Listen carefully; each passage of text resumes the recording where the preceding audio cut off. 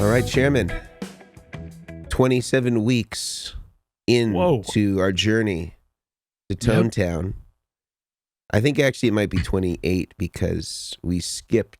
I think there's 1 week where we were not. We had a full blown 4-tire blowout on the way to Tone Town and couldn't make it.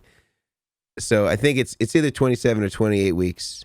It's been a wonderful journey so far, and I think that we are going to just even further the conversation today with the topic of the cost and expenses associated with building a pedal board.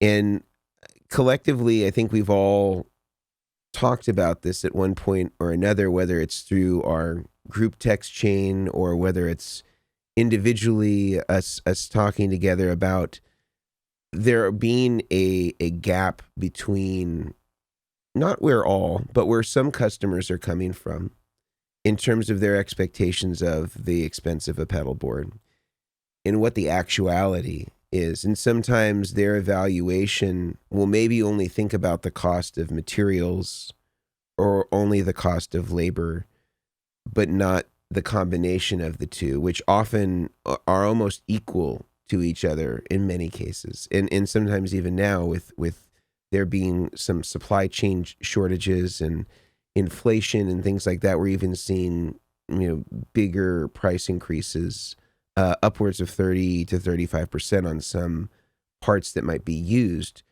for a pedal board build, whether that be for cables or for plugs, things like that. So I really want to take this as an opportunity, not so much to say, shame on you customers for not knowing better about the cost of pedal board building, but maybe use it as an opportunity to sort of shed some light on what the actuality is, and that, we're not walking away laughing at the customer because they were, so foolish to, spend, X amount of dollars on their pedal board with which they weren't expecting. I think that, if you're offering a professional service, and you're standing behind that work and you're offering high quality work, there is an expense that goes along with that, just as though you had somebody come in and fix your dishwasher or your oven or whatever it would be. And there'd be certain minimums for that, and there would be a certain hourly rate associated with that. And you wouldn't expect that person to make minimum wage.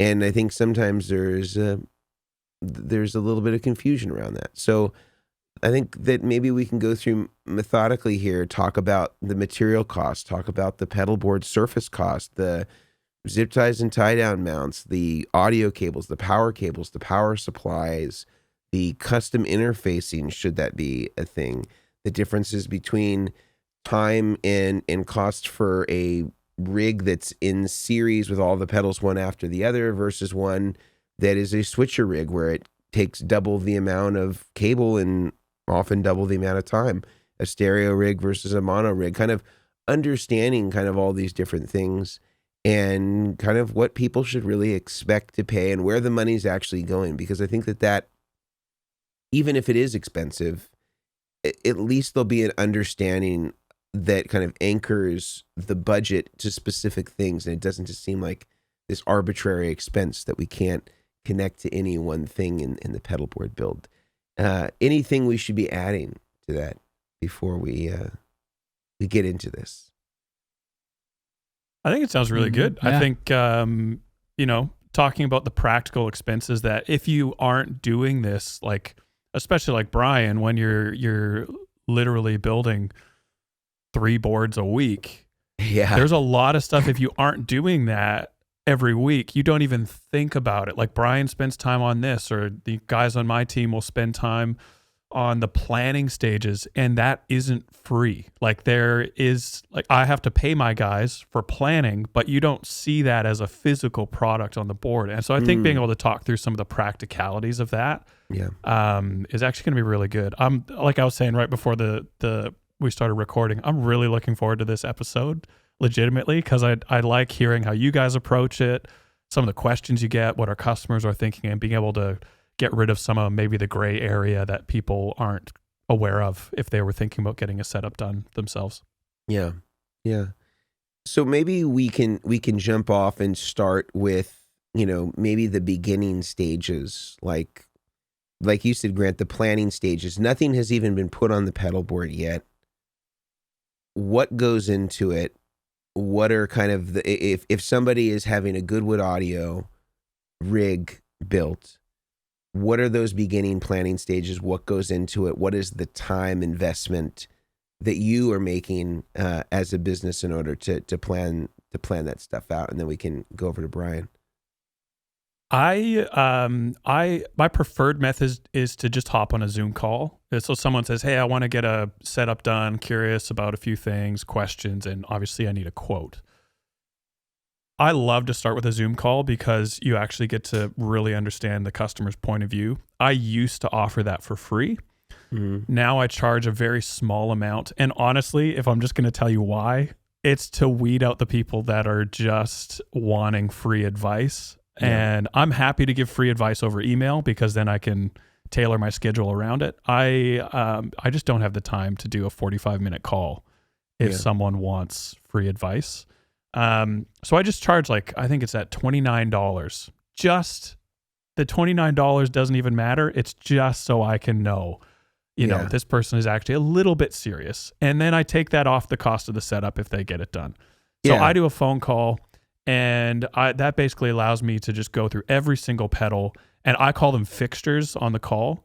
If it needs dual lock or Velcro, I charge for that on the pedal board. So if you are adding, as an example, an expression pedal, that goes into the time it takes to do a layout. That goes into the cost of dual lock. That goes into figuring out the pedal board size. So that's the first thing that I want people to understand. If it needs to be attached to the pedal board, it will affect the cost of the setup. So if you want to add a pedal later in the process, so we've come up with a 10 pedal board, here's your quote. Oh, by the way, I forgot my Vertex boost. I really want that after my last overdrive. Totally fine. It's going to cost a little bit extra to add it in. There's going to be more cables. There's going to be more dual lock, more time in the layout. So even just in the planning stages, there's going to be time that needs to be taken up. Once the job is confirmed, so I have all the information, the first thing that we do is confirm a layout. And that layout then allows us to, plan out the pedal board, what surface they're going to be using. None of our quotes include the pedal board surface. That's always in addition to the quote itself. Mm-hmm. So if the customer has their own gear, their own pedal board they want to use, great. But the quote will stay the same, because that's the cost of labor and parts and consumables and all that type of thing. So I'd say, that planning stage itself, usually a layout, maybe the call and a little bit of back and forth is probably about an hour and a half for a typical sized pedal board. Right. And you're only charging $30 for that. I'm charging $30 for the call, and then the job is confirmed. Right. And then once the job is confirmed, a deposit has been paid, then we put in time on the layout and getting the planning stages done. Yeah. How about you, Brian? What is that kind of initial kind of pedal board, could the commencement of the pedal board look like in terms of the planning stages?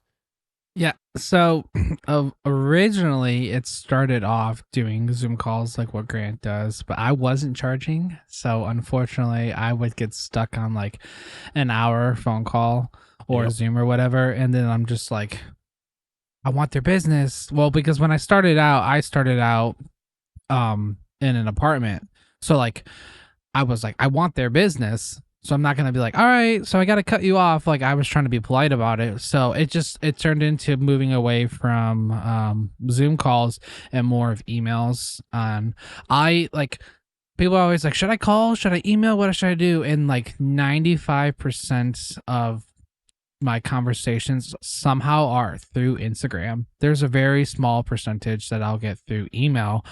I like them both because I can go back and look at everything and whatnot. That's why I'm not as big of a fan of phone calls, just because, oh, you said this. It was, it turns into those kind of things.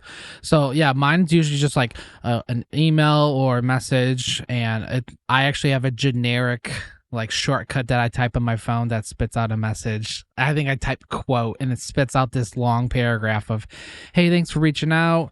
Can I get some information? And we'll kind of go from there. And sometimes they just don't even respond to that because they are like, that's too much information. And then they just don't respond. And I'm just like, okay, great. It's a big process. It is. It's not like this is the most not generic. This is the most generic question I get is, I have 10 pedals. How much does it cost for a build? Yep. Sorry for the interruption, but I wanted to take an opportunity to talk about one of our amazing sponsors, our friends over at Sweetwater, and their brand new platform called Gear Exchange, which is a buying and selling platform for people like you and me who love to buy and acquire new gear and also sometimes offload gear that we haven't been using. Now, Sweetwater has really designed this to really be optimal for your budget and also to really help support people that want to move their gear. Now, they have a really cool policy where normally, if you sold any gear, you'd normally have to pay some sort of seller fee with ordinary selling platforms like Reverb, for example. But if you decide that you want to keep your money in the form of a Sweetwater gift card, you can actually collect the entire amount of whatever your earnings may be as a seller. Now, right now it advertises that that's going to end as of October 31st, but Sweetwater is actually going to keep this going in perpetuity for the lifetime of the program so that no matter what gear you sell as a seller, you will never have to incur a fee so long as you decide to keep all of the funds on a Sweetwater gift card. And if you're somebody like me, you're constantly buying new stuff from Sweetwater, whether it be guitar gear, pro audio gear, whatever it may be. If you're somebody who's constantly buying new gear, it's a great way to save on fees and always make sure that you're getting the great sales and support that's consistent with Sweetwater and their amazing sales engineers. So definitely check out the Gear Exchange on Sweetwater's website. Absolutely amazing. Really a great platform that I can already see has some great items. I'm looking for a Fender Custom Shop Strat right now, so I'm already on the search on Gear Exchange to try to find another great Strat to add to my arsenal. So I hope you'll enjoy this asset to the gear community as much as I am, and I can't wait to see how they grow and develop this. Really excited to be using Gear Exchange from our friends over at Sweetwater. Now back to the podcast. Okay, well, how many of those are stereo? How many are mono? Is one of them an expression pedal, a volume pedal, a tap tempo switch, a junction box? Like there's so many, like saying 10 pedal, a switcher. One guy, I don't know, I might add a switcher. Okay, well that significantly will change the cost. So getting that initial information, and I'll do through Pedal Playground. I'll do like a mock-up. I don't charge any fee at first. I can typically tell in the beginning of their email if it's like, how much does it cost, and that's it. There's a chance that they may not do it, but like guys that like send like detailed information, how they want their signal chain, they might have a mock-up of it already, how they want it done. You can kind of gauge, okay, yeah, like that's what they're gonna do. I never turn anyone down. I'm never say you can't do a setup, because that doesn't make any sense. But yeah, I always start with that information and kind of go from there. But like the actual, like Grant does, the actual planning, and I say it, here's a quote below. It includes this planning out process, an additional like 1 extra hour if we're gonna do more emails, because I'll get some people that will send like 40 or 50 emails. Just questions and questions. And how much time does that take practically? Because this is really good for the customer to understand as well. Like 40 to 50 emails. That's from just one 2 customer. to 3 hours. Yeah, and if it's me, it's longer because I'm a slow typer. So and I do it all on my phone. I don't really do stuff on my computer. Let's start a GoFundMe for Mavis Beacon. That was an old typing program that they had when I was in high school. Well, I had the texting system, not the texting. I had this typing system because I was homeschooled. So my mom, we did this typing system that you would type the words on the screen, and my sister was always amazing at this. But like every time, it was like you were driving in a car and you had to type these letters as you were driving, which made no sense. But every time you had an incorrect letter, the bug would hit the windshield. It was so stupid. So my windshield was always covered. So like I'll be typing and I'm using both my pointer fingers, and my boss is like, why aren't you using your whole hand? I was like, shut up. I'm doing something. Like, so 40 or 50 emails, that's a lot of time. That's like, I mean, that's just like a phone call like that. Like, it stops me from what I'm doing, or it stops me from building the board to answer the question. And sometimes like the questions are like 10 questions, but it looks like just a novel. Like there's no like, give me bullet points, those kind of things. So I'll typically tell, if you have any additional questions, please put them in bullet point. Question 1, / then bring it a couple notches down, then another question. Otherwise, there's just so much there to read that it takes a lot of time. But yeah, what I was meant to say is my quote. I always say that this quote is included in the total price. So I'm factoring, because the guy may have done the math and be like, oh yeah, it only takes me 6 hours to do this. Or may only take me this. Like, well, are you factoring in this? Factoring this type of routing, this type of thing. And MIDI programming. They go, oh, MIDI programming. Oh, how to do this. And all my switching systems come with a tutorial video that I shoot of explaining it. So I'm like, it includes this overview video that you don't have to call me 100 times. You can call me, but like, it will cut down on phone calls and stuff. So that's my beginning process, is information. Right. So how much time would you say you're spending on it though? Like in that planning stage before a pedal even goes down, how many hours typically might you spend interacting with the customer, going back and forth, getting kind of depends. It depends on the setup, because there's some setups, like I have one over here. It's like a tiny little board. And like it's like really tiny, and those are like, the guy's like, I want this, this, and this. I'm like, great. Okay. That was 10 minutes. Let's say the average is 10 pedals. There's probably, between confirming the type of pedals, the layout, the quote, probably about an hour and a half, 2 hours sometimes. And for you, that's unpaid time. Like if they decide at that point, I don't want to go through with it. So I would, it depends. Typically, that's typically unpaid, just because there's so many people that are like, they get scared when, like Grant said, they get scared when you're like, okay, well, it's going to cost you first this much. Like I had a guy that wanted me to do a PBC editing, like on his RGM, which I do those. I'm like, okay, well, it's going to be a $50 charge for me to go in and do this programming. It's not a lot of work. And he's like, oh, okay, well, can you send me the file and make sure it works, and then I'll pay you? I'm like, well, that's not how it works, because put in all the time, and then I might not get paid. Yeah, I'm like, I can't force you to pay me. Is like a PBC 10 is like a $1,000 plus switcher. Yeah. And like here and here we are bickering over $50 for somebody that's like, here's like the thing that I think is one of the big misnomers. So Brian has just established that he will spend in many cases up to an hour and a half, but usually at least an hour, unpaid, and it's all speculative at that point. There's no commitment that anybody has to actually go through with the pedal board. Grant charges $30 for that time. Like that, this is insane, because if you think of Grant, roughly spending the same amount of time, he's either making $30 an hour, or he's making, if it's an hour and a half and it's 39 or 30, what did you say, $30? $30, yeah. So, and people can still do this for us. They can do it free through like a form they fill out. Tell me your pedals, tell me this. And the quotes for that will still take me 25 to 30 minutes, and that's totally free. Yeah. And so, even just to send out that email, if we do it over email, I'm spending 30 to 45 minutes for, again, unpaid. So you're either making $30 an hour or $20 an hour if it goes to an hour and a half. Or nothing for the same thing. Yeah. Or another. If it's on the form. And so it to me, I'm hearing this and in Grant's case, the money gets absorbed back into the pedalboard build when you move forward. Yeah. I almost feel like that should just be a requisite thing, but I feel like even $30 is too little. I mean, I would say. Oh, I agree.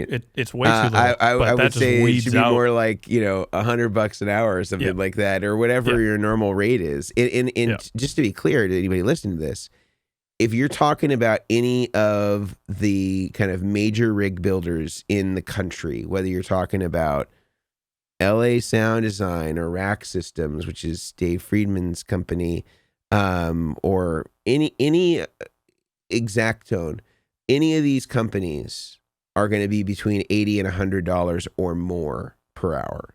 Some of them are even upwards of $100. Yeah, US, or it could even be $120 per hour. Yeah.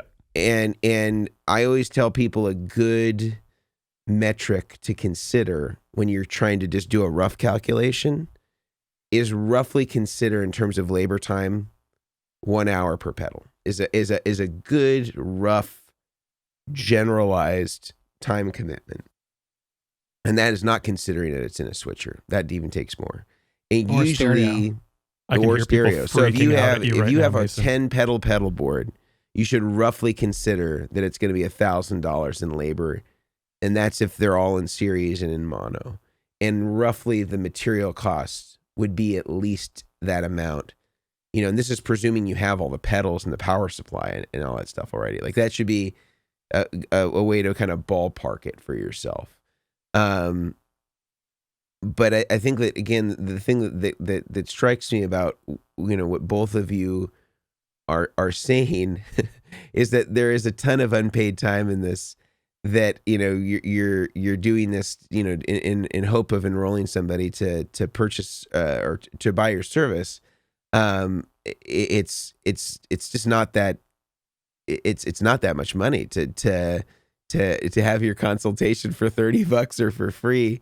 I think that's it's crazy. I mean, because it is a lot of time, and I understand Grant's purpose for kind of removing anybody who might, you know, kind of again be a tire kicker, but yeah, it's a tremendous amount of time that you're spending. Like, you know, I'm just trying to think of like other services again, like, you know, repairmen and stuff like that. Like a lot of them have a minimum cost. They won't even talk to you or come out to you unless it's like $80 or $100. It's just to get there, and then everything else is charged on top of that.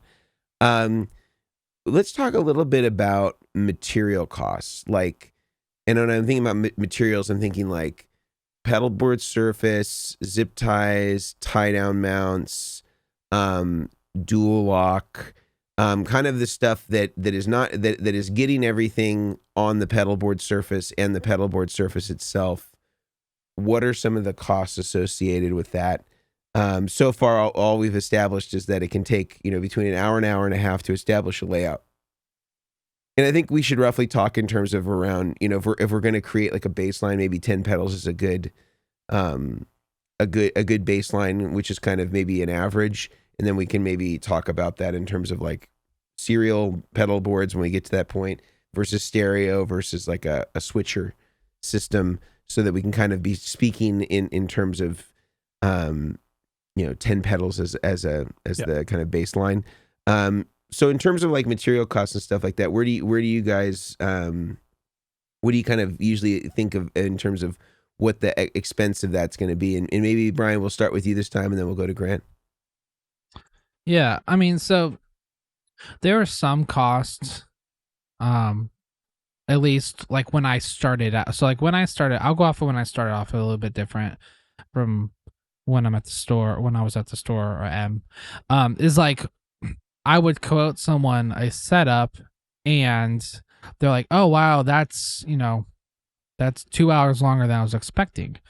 Okay, well, in that labor cost at the time, like I was having the, you know, buy zip ties and anchors and dual lock and stuff.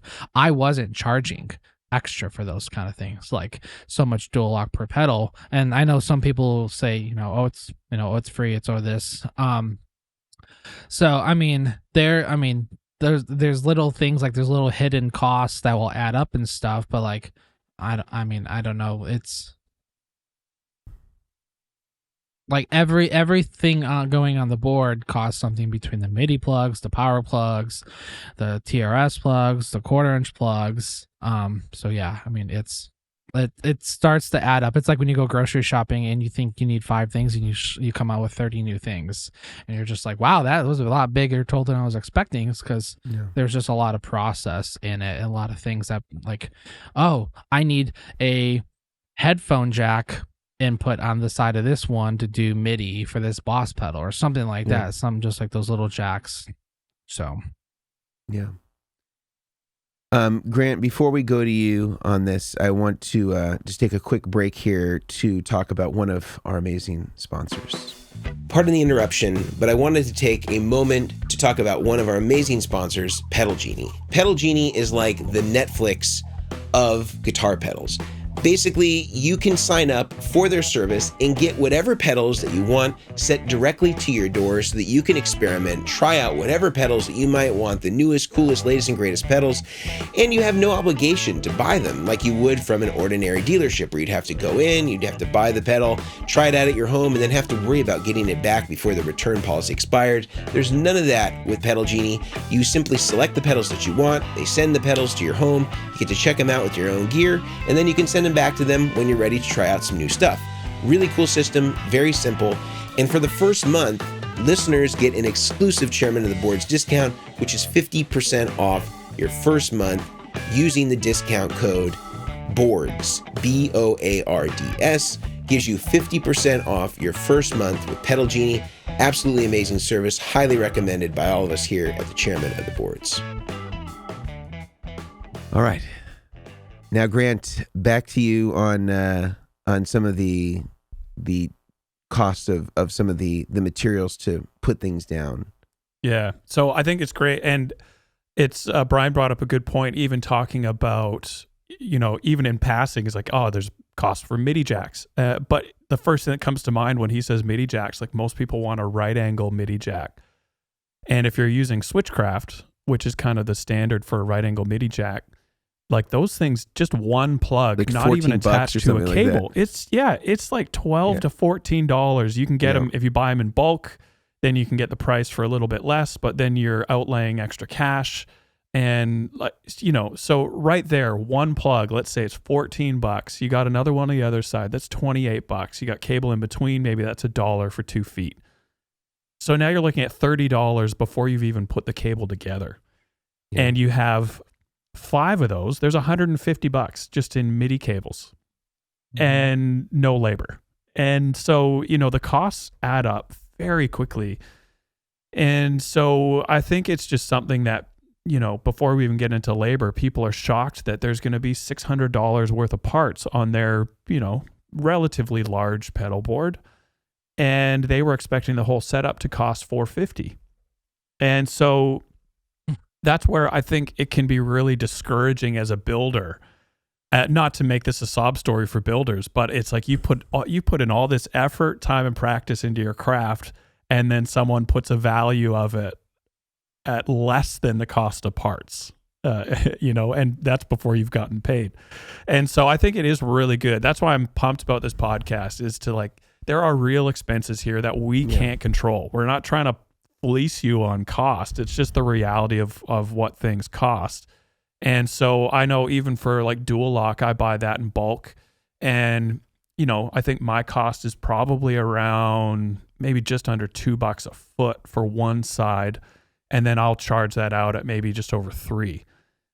So for one pedal, let's say you're using 6 inches or so, maybe a foot per pedal. Yeah, dual I lock, usually say a foot per pedal sides. when you consider, Yeah, so you have to use 2 sides per strip. You need roughly 2 strips per pedal. There's a few bucks added per pedal. You got 10 pedals, $30 to $40 in cost on dual lock for a pedal board. So all these little things add up. I don't really charge. I would say at least that, because if you have 10, let's say if you have 10 pedals, you have a foot per pedal, at $3 to $4 charged out for dual lock. Yeah. And switching systems like the PBC-10, sometimes you'll either do extra strips or a longer strip. It also depends on what you're buying. I mean, I'm looking right here too, like if you use a high quality tie mount, like here's the ones that we usually use, the Hellerman Titan ones, because these just have the best adhesive.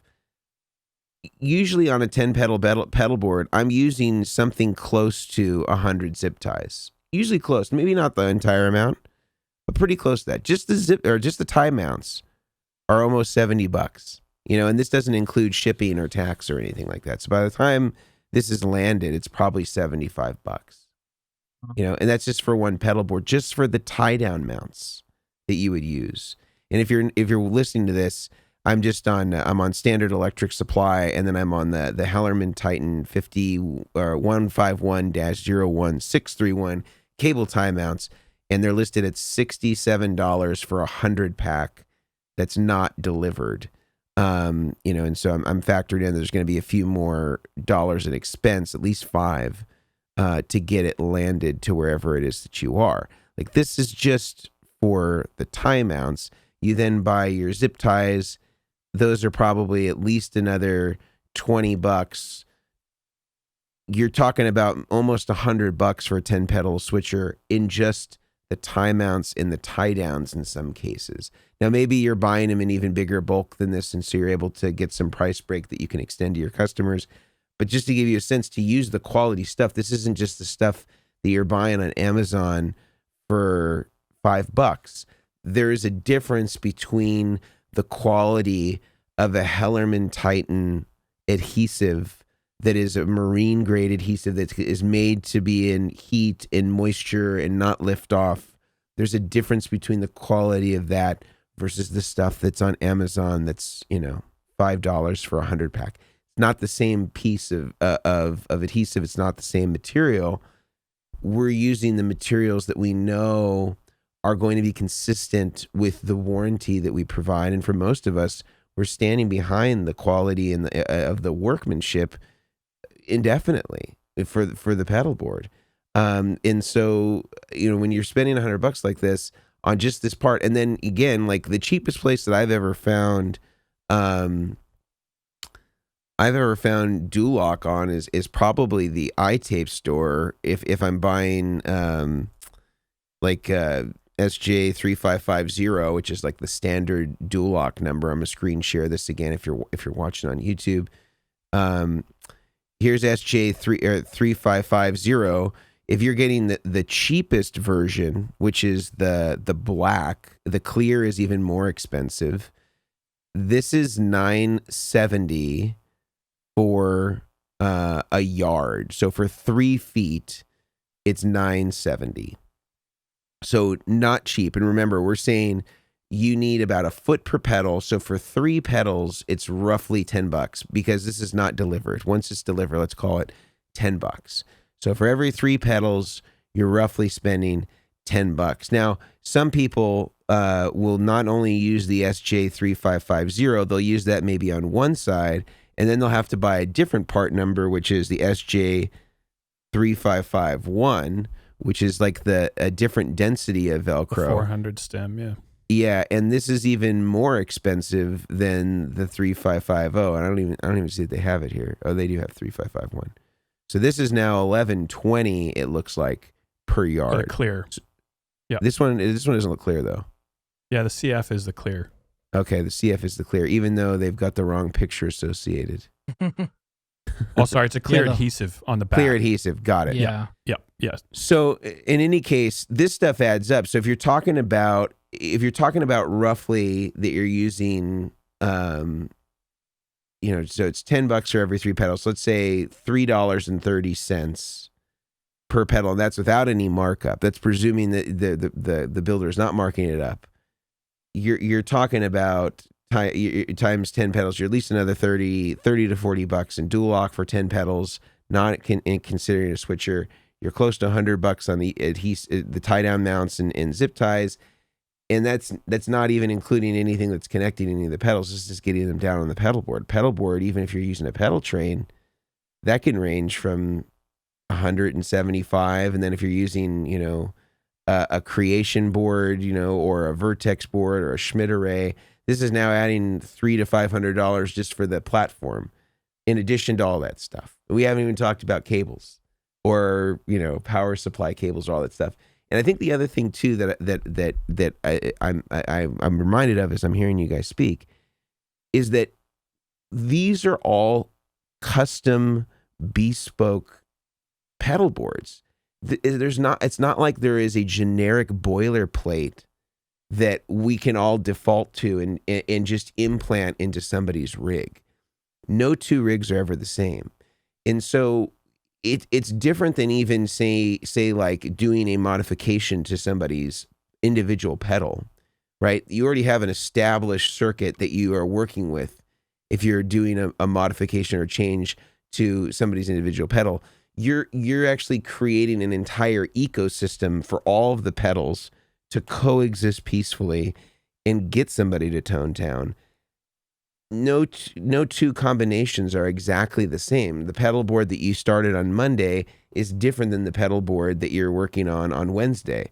And the approach, the signal path, the style of music, interpreting what that person said to you on your consultation call, and trying to reflect that in the build and in the signal path and all these other things, you're bringing an individualized, tailor-made approach to every single board.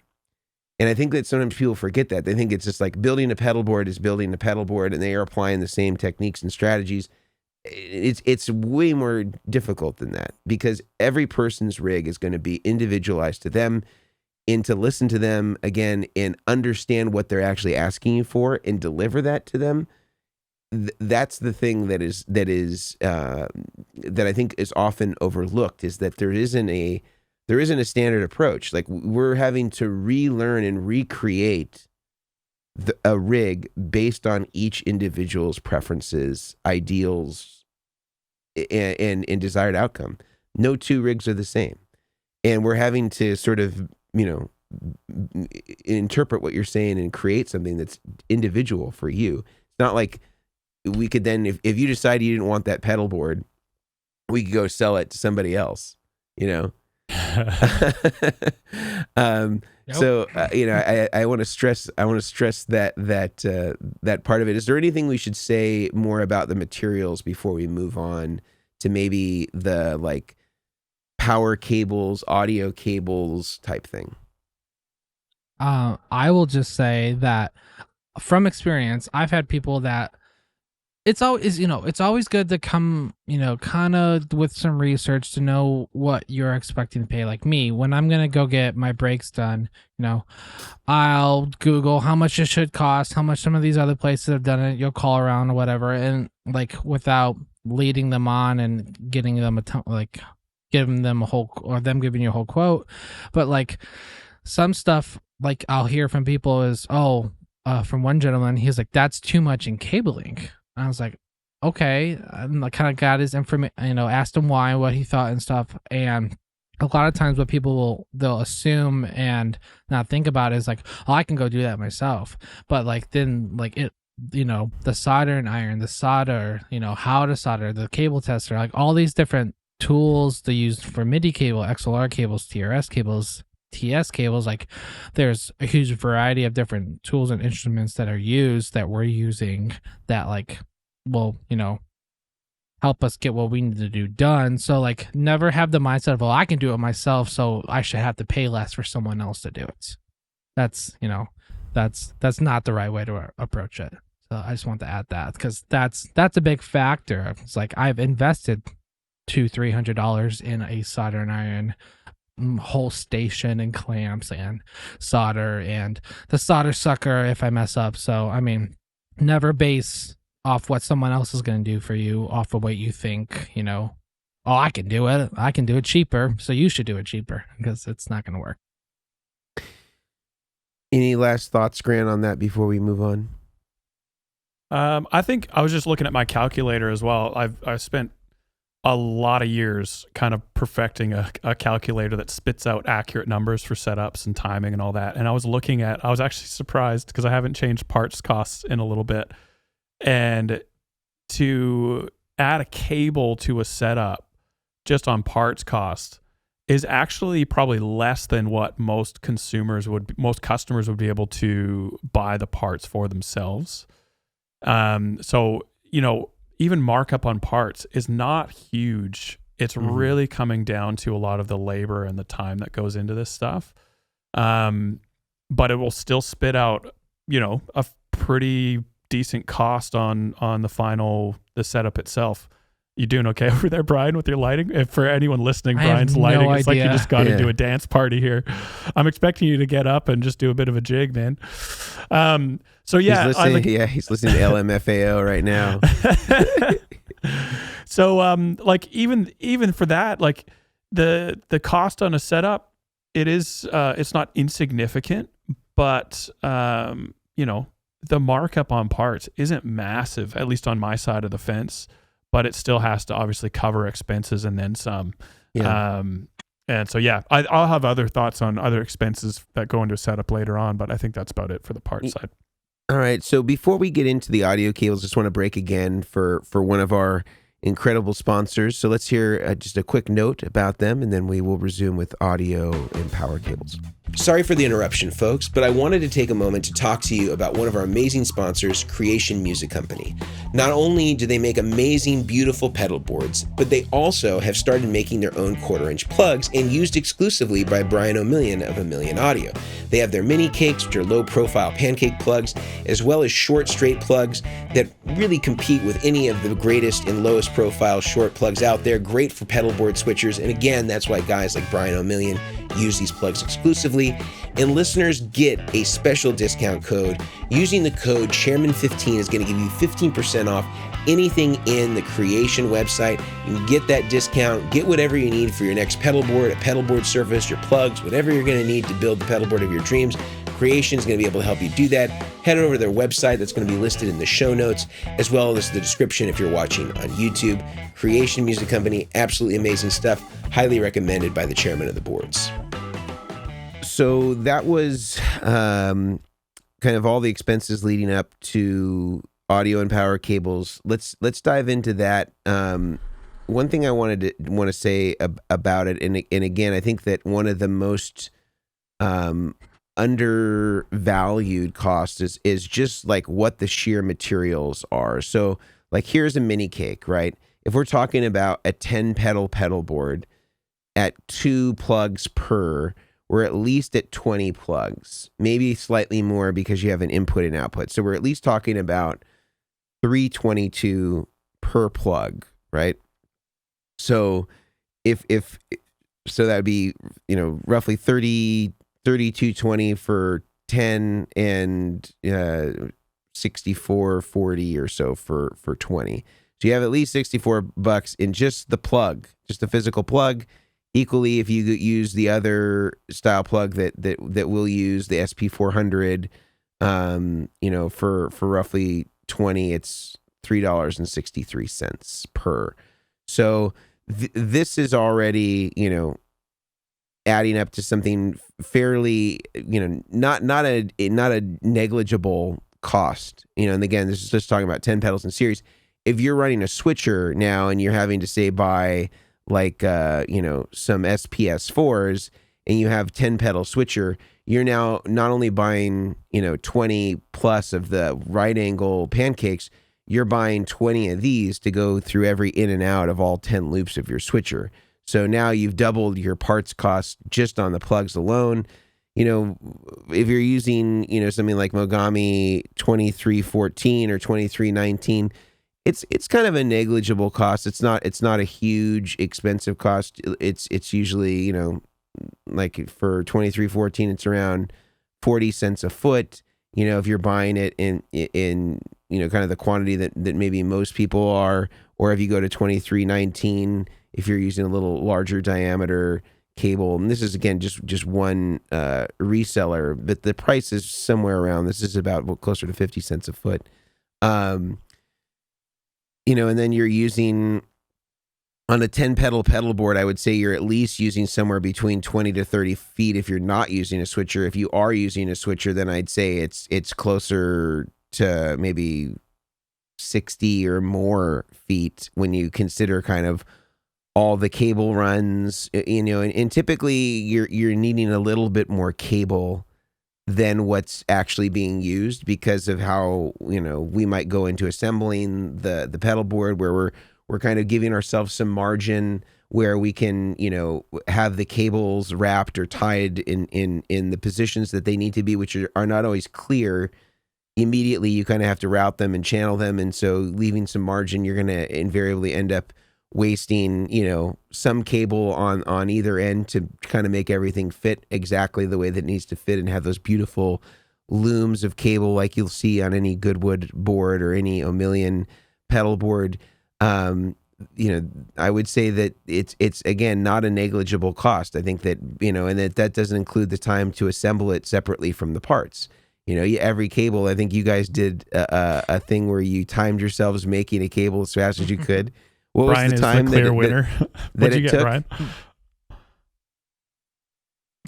You were at like under 2 minutes. I think you're at like minute 45-ish, something like that. And I couldn't crack 2. I was right around the 2 minute mark.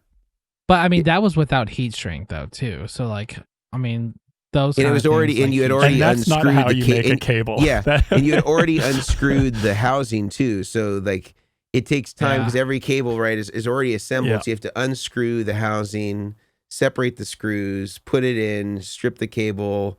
And you have to do the layout. You have to actually run it on the board as well to figure out the lengths you need. And like, I think on my calculator, I charge out on a typical board, 15 minutes per cable. And that includes laying it out on the board, channels, and then making the cable itself. And a lot of times, at least for me, when I was building boards professionally, I would solder a lot of the cables in place once they were already kind of routed. So I didn't have the freedom to be able to use my normal like clamp and have like all of the freedom to have my arms in whatever position I wanted. I kind of had to operate in a much smaller sort of tiny surgical space, so that can take a little longer to get the solder absolutely perfect. Do you guys use a modesty cloth when you solder cables on a board? I have a little modesty cloth. That's what I'm going to call it today on the podcast. I have a little cloth that I cover the pedals, and then I solder on top of that so I don't get flux or drop solder or whatever on the pedals. And the little modesty cloth really helps speed things along. So the irony here with the modesty cloth is that I'll often buy like rags, from like from a thrift store or something like that, like towels or whatever. But lately, one of the challenges that I found with some of the towels is that they will harbor like shards of like clippings of soldered pieces, and it kind of gets tucked into like the weave of the towel. And so I've started buying men's boxers because they are not abrasive. And so sometimes I've seen, like I was building a pedal board to take to Sweetwater recently, and a customer came and I had all these men's boxers that were like assorted like all over this pedal board. And then just kind of like I had one pedal uncovered that where I was like soldering a cable for it. And at first glance, I think they were like a little confused, like whether like this was like a way to like dry like undergarments, like over a pedal board. It was kind your of second business, right? Just men's undergarments. Yes, it was a little unusual. At first glance, it's a little jarring to see, some older boxers used. But I have to say, you can wash them, you can bleach them, whatever. I mean, I try to stay away from white boxers when I'm buying them at the thrift store. Smart Usually man. they don't make the cut anyway if somebody's donating those. It would be a lot weirder, I'd have to say, though, if you were using women's underwear. That would take it to a whole nother level. So I think smart choice, sticking with the men's boxers. Yeah. So, and not every thrift store will even do boxers. So, sometimes you can find, you could use, I guess, a microfiber towel or something like that. But I need something that doesn't have a weave. It needs to be kind of a flat sort of fabric, because otherwise stuff gets trapped in there. And if you move it over the pedals, it'll scratch the pedals and stuff like that. Like Brian's holding up like it looks like a guitar cloth or something like that. The problem is you can't really get like huge ones. Some of those really like kind of like almost like you'd use to clean sunglasses or something like that. They're usually pretty small. Yeah. Or you could repurpose those as underwear. Partial modesty. Yeah. It's like beachwear. Yeah. What a tangent. I love it. So thoughts from you, both of you, on cable costs, and things like that beyond kind of what we talked about in terms of, switcher costs obviously goes up dramatically because you have double the amount of cable pretty much. You're not just wiring the pedals one to the next. You're wiring it at the source of the switcher, and then again back at the pedal. So you pretty much have double the amount of cables, if not more, because it's a longer stretch to get to them. You have double the number of plugs. I'd say about 30% more time as well. As soon as someone adds a switcher, you have to charge more time because the cable channels get a lot more complicated. There's a lot more cable. There's more time that goes into planning. So I charge. It's as soon as someone adds a switcher, then the time per pedal goes up as well because it just practically again over many setups. It's like that setup took 30% longer than the equivalent without the switcher. So we have to charge for that. And that seems low to me. Sometimes it'll take me like 50% more time. Oh, I'm always cracking the whip on the guys. Come on. And no. So I mean, it just practically it takes more time, and that has to get passed on to the customer. If you want Goodwood, Omilion, Vertex, if you want people to be sticking around for the long run, if you want to be able to ask email support questions in a year to 2 years, we have to charge for time. The business has to be profitable, which we haven't even gotten to yet. And so, when you want to add a switcher and make the setup more complex, time, unfortunately, has to go up. Yeah. Brian, anything to add to that? No, I mean, Grant, you guys both already said it perfectly because, I mean, it's easy enough to do, and I call it point to point when it's just pedal to pedal to pedal because you're making, 10 patch cables that are all 6 inches long. Like, that's super simple. But the switching system, a big part, if you don't think about, like, at least for me, like, if you're laying out a board, like, not only is the layout change if you're doing a switching system, but like on the switching system, how the, where the input starts, because some switchers, and I've done it and I don't know why they've done it, where like some of like the sends and returns are on like different sides, or it's just like it's like the eventide, like how the back of the eventide pedals, like the inputs and outputs are opposite sides. So just like little things, but just like factoring in, okay, well, switching system, these first 5 or 6 loops are on the right side of switcher, so they could be on the right side of the board to make it a little bit cleaner.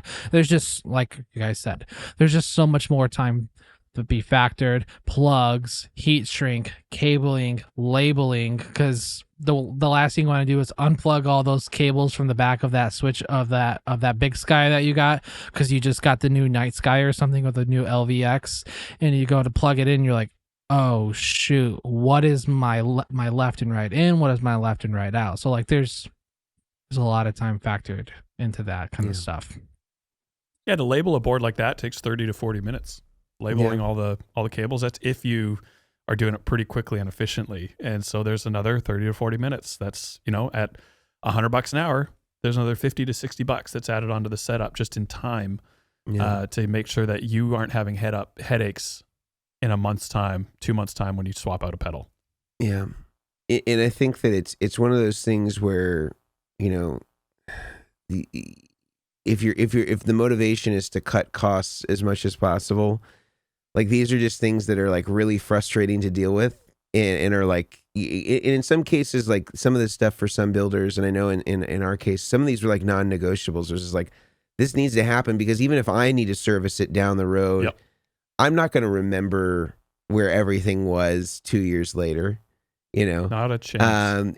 Or if you are not local and somebody else needs to service this pedal board and they are having to take things off, they're going to know where everything goes, and it's going to save you time in the long run should anything need to be changed or modified on the pedal board, because all the cables are properly labeled. You know where every send and return is going to, especially when you're using a switcher. It becomes critically important. So I feel like it's absolutely a worthwhile investment, and I think if you're going to endeavor to spend the thousands of dollars to have a professional rig built, you really do want to dot the I's and cross the T's wherever you can. I mean, if somebody's coming to you already with this in mind, that they want to have a professional pedal board built, let us build you a professional pedal board. I mean, it's just like a professional guitar. Like, you spec out a $5,000 guitar with everything special that you want built by people that do it every day. Like, you don't want them to throw a cheap, $10 bridge on that $5,000 guitar. Like, and you aren't going to get a custom guitar for under $1,000. Like it just takes time and money and parts and everything. Yeah, no, it's absolutely true. You know, and also in terms of cables, and we didn't talk about this, but power cables. I don't know how. I know that Grant, you guys have your own custom made power cables. For the most part, I'll generally reuse whatever is provided with the power supply, and then just shorten them. And then we also sell our own power cables, and they're not branded, you know, power cables or anything like that. I just have them made because sometimes I need stuff that's like, you know, 50 inches long. And so I have them made 50 inches long that just have one side cut off. And then I can use those for, you know, really, really wide pedal boards where, you know, I need to stretch a power cable 2 or 3 feet, and none of the provided ones can reach that far. Yeah. But even, you know, even having, you know, buying power cables from Strymon, if you're buying bulk power cables, it's still not cheap. I forget what the cost is for a pack of DC from Strymon. It's at least $20 maybe. I just wish that they would put right angles on both sides for even their long ones. Yeah, it's $19 for a 5-pack of Strymon. $19 for a 5-pack of Strymon. DC and I don't plugs. think they sell any 2.5 barrels, do they? Like they just sell 2.1. No, to they only 2.1. sell 2.1. So you'd have to go and get like an adapter from True Tone. So here's Zoom RO high power cables, but you could use this on any standard power supply except for like a Chalks. $19. Yeah. Yeah. So and again, most people will just provide their power supply. It comes with those cables, and we'll just shorten them to length. That's typically what I would do, because there's not a tone aspect to that the same way there is in like an audio cable. And so it's really fine to use that. But, you know, or if you're in the case of Grant, you know, he makes his own Goodwood branded versions. I have to imagine that those are still at least a couple bucks each, plus the plug on the end that you are going to be re-terminating with, and the time to solder that, shorten it, all that stuff. Yep. The Kobe Con connectors that we use, the 2.1 or 2.5 millimeter barrel stuff, those are typically $1 to $1.50, kind of depending on how many you buy. And that's, again, not landed or including any sort of tax or anything like that we'll have to incur in order to get them. So you're adding a couple bucks again per every pedal to do that. You know, again, it's certainly not negligible. Yeah. All adds up. Yeah.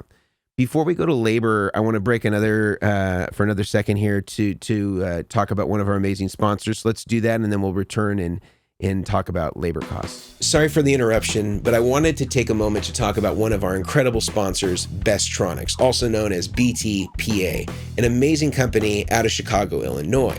Now, most of us at the Chairmen of the Boards get a lot of our materials that we build our pedal boards with, whether that be cable, whether that be for audio, whether that be for power, whether that be connectors like 1/4-inch connectors or 2.1 millimeter barrel connectors for power. All the supplies that you could possibly need to build the pedal board of your dreams is available at Bestronix. They have amazing, amazing selections. All the cables that you could possibly want, whether it's Mogami, whether it's Evidence, whatever it may be, they have every single brand conceivable, in addition to their own brand, their in-house brand, which is absolutely incredible sounding, super low capacitance, and competes with all the best stuff, whether it be Mogami, Canary, Belden, etc. They have a great in-house brand, highly recommended, and listeners get a special discount using the code DACHAIRS, DACHAIRS, just like the old show on Saturday Night Live where they talked about Da Bears being from Chicago, as Bestronix are. You can use the coupon code DACHAIRS and you can get 10% off anything in the entire store. Absolutely amazing way to save some dough, get some great materials from some great people. Bestronix, absolutely amazing company, highly recommended by the Chairmen of the Boards. All right, so we've gone through some of the material expenses as far as quotation, layout, putting everything down, whether that's zip ties, tie mounts for cable routing, dual lock, Velcro. We've talked about audio and power cable costs. The biggest individual cost, however, is the time. What is the time that it takes to assemble everything, to put it down, to get it all in place, to ensure that it's working, doing any sort of programming. As we said a little bit earlier, I think the standard price that we see now for most professional services is in regard to pedalboard assembly is typically around $100 an hour. There's some that maybe are a little more, around 120. There's some that may be a little less, around 80, but I'd say the average is around $100 an hour. And that's kind of standard also for most, at least, in California, for most professional services, whether you're having a dishwasher repairman come out or a, appliance repairman or whatever it is. Generally, that's roughly the hourly rate that you would be paying for somebody to be providing you the service. And they're servicing things that have, established circuits and design parameters that are not, there's a lot of different ovens and dishwashers out there, but they all have, sort of the equivalent of a spec sheet or a schematic in order to troubleshoot it. Whereas with pedal boards, we're making these things from the ground up. There is no blueprint for the pedal board other than the one that we create with the customer and then execute, individually. So considering that these are, again, a bespoke product that we are integrating dissimilar products and making them work cohesively as one unit, I'm usually saying if it's a pedal board that's got 10 pedals, if it's serial in mono, each pedal into the next in mono, I'd say that for labor, it's roughly an hour a pedal, so it'd be roughly 10 hours. If it were a switcher, usually that's time and a half, so it's probably more like $1,500 in labor if it was the same 10 pedals in a switcher. If it's stereo, I also count that as time and a half for whatever the stereo pedals are. So if there's 10 pedals and 3 are stereo, those 3 will be charged at time and a half. And then if they're in a switcher, that'll be at double the time for those pedals. And so, so with that metric, if it's 10 pedals in series, it would be $1,000 in labor when I was doing pedal boards. I'm not doing it anymore.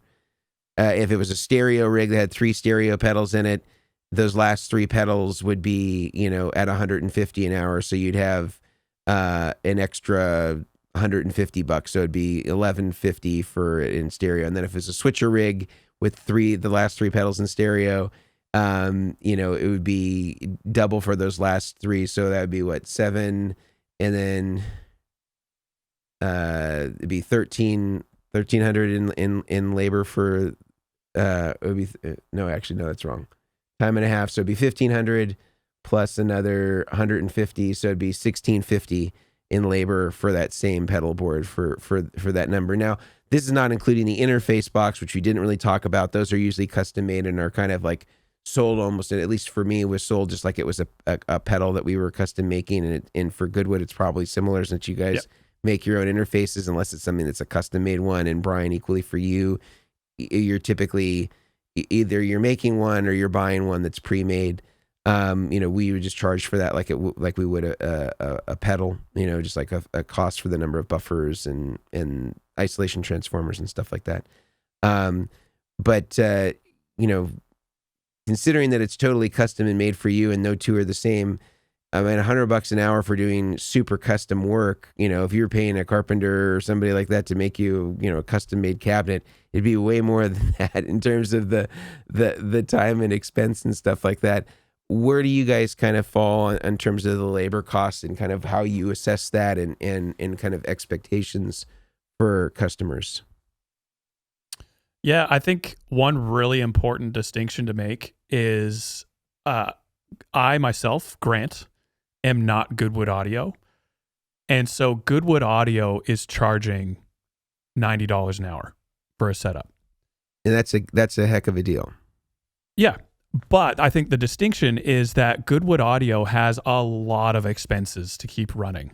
And so, there's rent, there's electricity, anything that we need to charge to keep the lights on, there's contractors, there's all sorts of stuff. Payroll, taxes, insurance. Exactly. To run a business is really expensive. So it's not me that is pocketing $90 an hour. It's the business and the costs associated that is pocketing $90 an hour that gets dispersed out. All expenses paid, bills paid, all that. And then, I'm left over with my wage after that at the end of the day. And so if you're listening like $90, $100, $120 an hour, that's ridiculous. Like, you guys are soldering cables and putting them on a pedal board. Why do you think you can charge that much money? And it's to keep the business running. You can absolutely go and find another, person that's doing this at $10, $20 an hour, which is when I was doing our first pedal boards. We were doing them for free. Like, we were just doing them to get experience. But I guarantee you there's a high probability that in 1 year, when something fails on that pedal board, you are not going to be able to get a hold of that person, and they are not going to, still be in business if they're charging that much. It's just not feasible. So you're paying for, even longevity of knowing that we're going to be around to help you out in a couple of years' time when you have questions, when you want to make changes, whatever it is. We need to charge as if we're a business. So we're at $90 an hour for a setup. And then, as I mentioned, that goes into a calculator and spits out a number. So I'm not pulling numbers out of the hat depending on my mood for the day.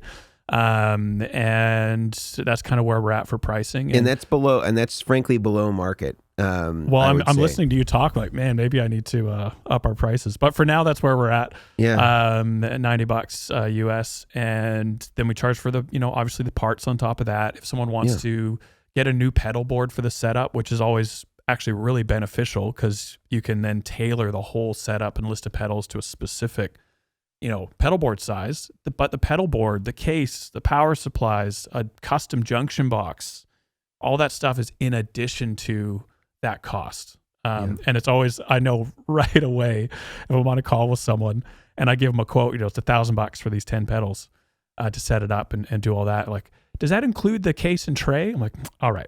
You're not getting a setup with us. I can tell already that budget is just not going to line up, because the pedal board case, that's $500 right there. So that's kind of where we're at for the cost.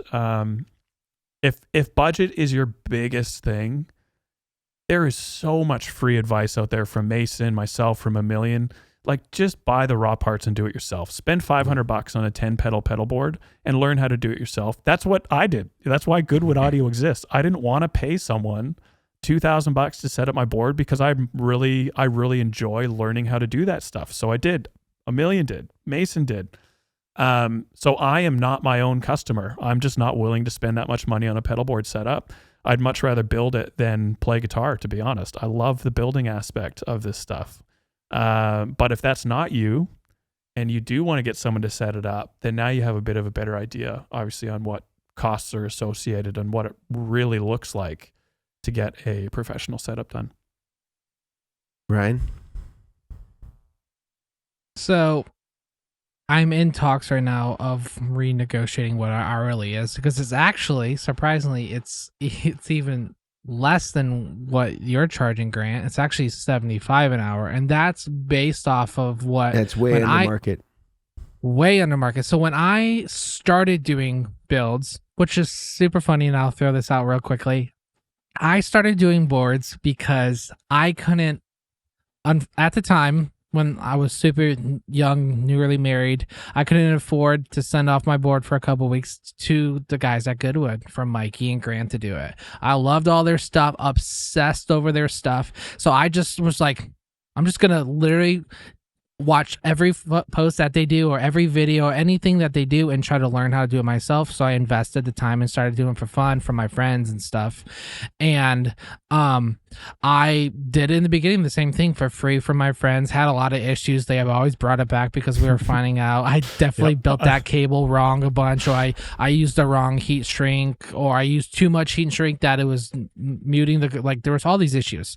So but that 75 kind of always stuck once I started doing them, but that was left over from here. So that will probably be renegotiated, especially because of inflation and everything. But parts and everything, I mean, cases, like you said, cases add up. And nowadays, like, Creation Music Company is my main supplier when it comes to road cases. They can do all sorts of custom cases, but even their prices have went up because of other manufacturers overseas, or wherever they're getting their parts from and stuff, because of 2020. But all those little things start to really add up, and But yeah, for like a 10 pedal board or a 10 pedal setup, like a PBC 10, we'll go off of PBC 10. For me, I'm factoring not only in figuring out the layout and the junctions that are used. Now it's the bridges that we're using. How many, like I'm doing a board right now that has 2 bridges on it. And he got that idea from seeing one of your guys' builds, Grants, where you guys did 2 bridges, which was super awesome. It looked great. It is so much more work to do it with a second bridge, because not only are you factoring the cabling going to that section underneath, but the section above it, and then I got to tip back both bridges to get them both to open. Like there's all these things that you have to start factoring in on top of how many MIDI devices, how do you set all the MIDI devices, the MIDI programming. The big part for me is MIDI programming. No one they're like, oh, why is it 25 hours to do that PVC 10 build? I'm like, oh, well, that includes everything that we talked about and programming. So like programming takes a really big chunk. If you don't know how to program a RJM controller, or you don't know how to program a H9 to do MIDI controls, so much time. And when I was younger, my dad fixed all of our cars. He did all of his stuff because he worked for Ford. He could do it, and he loved reading and kind of that kind of stuff. And I just, I did the same thing, but like I was told by someone when I found out that they made so much money painting. So like painting like a car or something. I'm like, why do they make so much money? I'm like, it's only like an hour's worth of work that you're doing for this, like painting the bumper for this car. And he's like, you're not paying me only for what I know, for what I do, for what I also know, because of that experience. So that's a big part, because me doing a build for 20 hours plus programming 25 may take someone 50 hours, and it may take them 3 or 4 weeks because they don't have 40 hours to sit down in a week and do it as their full-time job. Mm-hmm.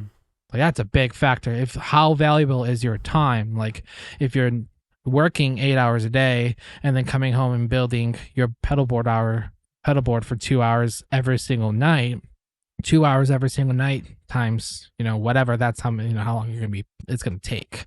Mm-hmm. So that's a big thing. That's why I pay someone to fix my brakes, because I know when I get off of work, the car is going to be ready. Not I'm going to have to go home, stay away from my wife and my kids, because they've done it over and over and over. I'm like, I just had my brakes done. Why did I pay $600 to have the brakes done? It's like that the parts alone should only this, and it should only take, it takes 2 hours, but the amount of time, like I've done brakes before and it's taken me more than 2 hours because I had to figure out how to do it, figure out the parts I needed. Takes an hour just to find the YouTube video. Oh, find the YouTube video. and then the YouTube video is like the guy's like zoomed in all the way and it's like in like 720. So like it's really blurry, and he's like, this is the part you need, and you can't make it out. And it's just, there's and you just forgot about so the much. mechanics charging you that much because you got the gold plated brakes, Brian.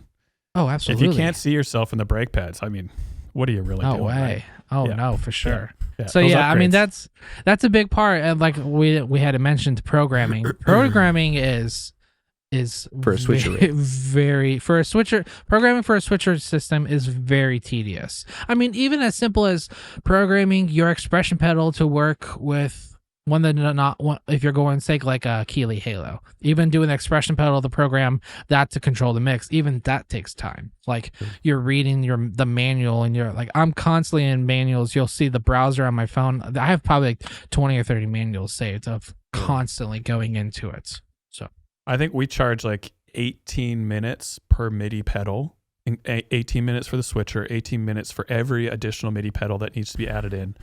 And that's just for a base program, setting MIDI channels, confirming everything works, no presets, no special programming. And that's the time it takes, for the average pedal. So it takes a lot of time. There are some companies that don't even do programming at all. Yeah. They don't check it. They just hook it up. And I was like, how do you know that it works? And they're like, oh, well, we checked the cabling and the cabling works. I'm like, okay, well, then that client's going to have to make sure that all the throughs are on the MIDI or MIDI merge, and they are going to come back to you with questions. And they're going to come back. And that's what I did in the beginning. Then I invested in learning RJM stuff, or like the gig rig, the G3, the new G3 is very on the unit MIDI programming. I sat down with a customer for 3 hours, and we were just because there's no editor, right? There's no editor stuff. for G3. No, the G3 has like a thing where you can like transfer songs from your phone to like for like set lists and stuff that you've built on the unit, and like we can rename and stuff, but there's no editor. So like programming sticky stomps in the new edit, the thing where you have presets, and then you can also step on the individual pedals to add them in and out. Like that took a couple hours just for us to figure it out, because it was so new. And he's like, man, it would have taken me 3 times as long to figure it out if you hadn't been like, oh, okay, that makes sense. Well, this. Here's my bill. Replicate that 5 more times. So yeah, that's huge. Yeah. Well, I think that we definitely have a sense today about kind of some of the costs, and I wanted to kind of do a sort of a debrief and wrap up, but I want to hear from one more of our amazing sponsors that makes the show possible. I'm going to break for a second to hear from them, and then we'll come back and kind of do a quick debrief before we complete for today. Sorry for the interruption, guys, but I wanted to take a moment to talk to you about one of the sponsors of the show, the Guitar Sanctuary. Now, Guitar Sanctuary is not only the place where Brian Omilion is housed and builds all of his spectacular pedal boards, it's also one of the flagship dealerships in all of the United States. They carry Vertex products, they carry Goodwood products, and pretty much any major brand or boutique brand you can think of is available there, whether it's a guitar, amplifier, or guitar pedals. They have it all. Absolutely amazing shop. Great service, great staff, knowledgeable people, just like Brian Omilion. And furthermore, if you want to have a rig built, you can hire Brian Omilion through the Guitar Sanctuary to build the rig of your dreams. So many different options there, having all the pedals and everything you might need under one roof, and having a guy like Brian Omilion build your pedal board. It is a match made in heaven. Definitely check out the Guitar Sanctuary. It will be linked in the show notes and in the description if you're watching this on YouTube. Absolutely amazing store. Highly recommended by the chairman of the boards. All right, so we've talked about the costs associated with the boards, from the planning stages to the kind of mounting of the pedals, the cables, the assembly of the audio, the assembly of the DC power cables, about the labor. And I think that there's a few things that stick out to me as kind of just like poignant things if you're considering having a professional build your pedal board, whether it be Grant or Brian or some of the other pedal board rig building professionals that are around the world, is that I think a couple things to keep in mind is, firstly, that every single pedal board is a custom made piece. This is not something that if you decided against, that your rig builder could then go and sell it to somebody else. It is made for you. The design is for you. And if they are truly professionals and understand the processes and the time and the planning that is required to do it well, it is a very, very custom piece of gear. And it is always a little surprising to me when in the past, when I was doing this professionally, where I would see people that had $10,000 of pedals and they would balk at the idea that, you know, they would pay somebody $100 an hour to make something super custom. You know, when you're spending $400 or $500 for an individual pedal, I can guarantee you that the assembly time to make that pedal in production is in the 10 minutes or less range, when you're considering in the bulk that it's being made, you know, say 500 or more at a time, and it's getting assembled and packaged and all that stuff. It's on an assembly line, and the process is the same every time. The pedal board is completely different every time. The lengths are different. The planning is different. The layout is different. Your particular needs are different. The sound that you're going for is individualized. So I think that you just have to consider that. And if that's not a value for you, then you shouldn't be hiring somebody like us anyway. And that doesn't mean that you're bad or wrong. That just means that it's not the right fit for what it is that you're looking for. If you really just want somebody to do it on the cheap, that doesn't have the expenses or the overhead of a manufacturing facility or employees or payroll taxes or health insurance or any of the things that go into a business in order to make it run and in order to be in compliance with whatever the state or federal laws are, I'm sure that there's somebody that can do it under the table for you, and I'm 100% sure that it won't be as good as the job that you'll get from Goodwood or Omilion. Nor will the programming, nor will the long-term sustained service around that product. And again, this is just what's the value to you. And I think that, there is going to be a certain standard that you're going to have if you hire a pedalboard professional that's of the quality of guys like Brian and Grant. And you're just not going to be able to get that from John Smith that, has a soldering iron and every once in a while he builds a rig for somebody at his church. It's just not going to be the same thing. So, any final thoughts, closing thoughts, Brian and Grant, before we complete for today around the cost to build a pedalboard and the things associated? I think actually that's a really good point, Mason, that you brought up about value alignment. And I think getting a professional setup is not going to be for everybody, not by a long shot. And so if you do want, quality cables and you are interested in reading up on this by yourself, then I know, Mason, you make custom cables people can buy off your site. I do the same.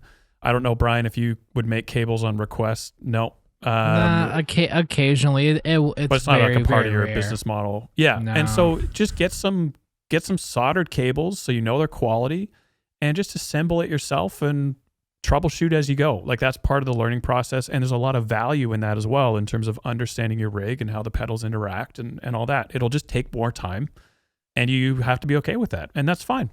So I would say that this is not going to be for everybody, but if these values do align, like what Mason said, then now you have a bit of a ballpark to know what to expect and what to save up for and what questions to ask. And you have a lot more knowledge now in hand to be able to come to a rig builder and be able to ask some really great questions to get the process moving a bit quicker. So yeah, I think that's all I would really have to add. Yeah.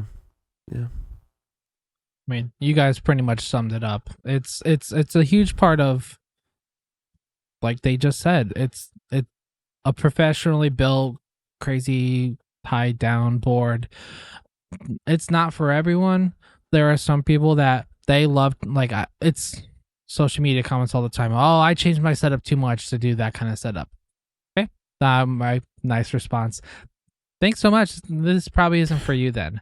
It's just what it is. I mean, it's just, there are some people that are like, they just like switching up stuff. And that's the fun thing about being a guitarist is there's so many pedals. We have pedal overload that we can try stuff out. So yeah, I mean, it's just it's figuring out if it's the same thing like switchers, figuring out if it works for you, if it works for your setup, have someone else put it together because you're constantly touring and you need a solid, rock solid build that's going to get you from all the way to town, from your house or wherever you're going, it's a big factor. But also just don't undervalue the person that's putting in the time, because all their knowledge and Grant and Mason, everyone's knowledge in what we're doing, we're not just making it up as we go along. That's where I had one guy goes, what degree do you have to call yourself a professional?